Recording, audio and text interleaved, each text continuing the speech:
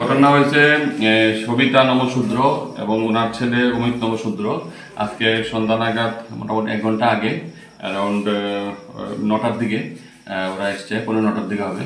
তো history of assault, owner husband মানে মদমত্ত অবস্থায় দাও দিয়ে আক্রমণ করেছে ওনার স্ত্রী এবং ওনার ছেলেকে।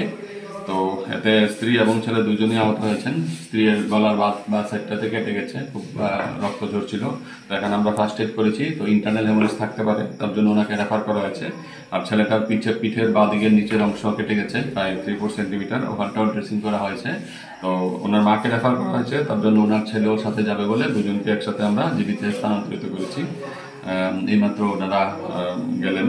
তো আমরা তেলিয়ামুড়া পিএসকে ইনফরমেশন দেওয়া হয়েছে, ওনারা এসে ওনাদের নাম মানে যিনি মদমত্ত অবস্থায় আক্রমণ করেছে ওনার নাম হচ্ছে প্রদীপ নমশূদ্র, বাড়ি মাইগঙ্গা, তেলিয়ামুড়া।